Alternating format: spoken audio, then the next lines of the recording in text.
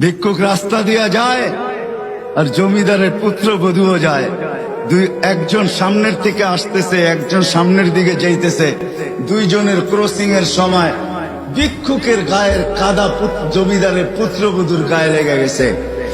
সে দুনিয়া আন্ধার করে ফেলছে, স্বামীকে টাইকা নিয়ে আসছে, বলছে ভিক্ষুক আমার কাপড় নষ্ট করে দিছে। সে শুধু ভিক্ষুক ছিল না, বৃদ্ধ ছিল।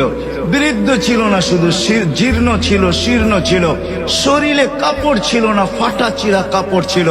পায়ে জুতা ছিল না, পেটে ভাত ছিল না। জমিদারের পুত্র সইতে পারে নাই, যৌবনী শক্তি সয় তো সয় কি কইরা।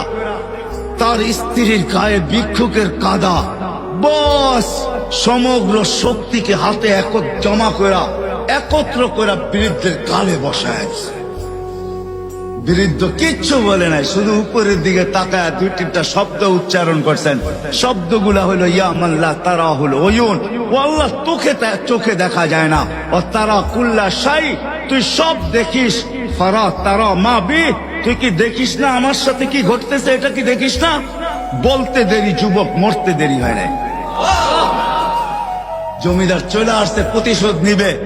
বৃদ্ধের একদিকে মুস্কি হাসি, একদিকে বলতেছে প্রেমের খেলা এমনই হয়। জিজ্ঞাসা করছে কিসের প্রেমের খেলা রে?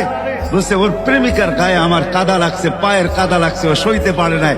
যৌবনী শক্তি দিয়ে আমার বৃদ্ধ গালে বসায় দিছে। আমাকেও একজন ভালোবাসে, সেও সইতে পারে না, সেও সইতে পারে না। ও তো থাপ্পড় দিয়া খেলতো, সে জান নিয়ে নিছে, জান।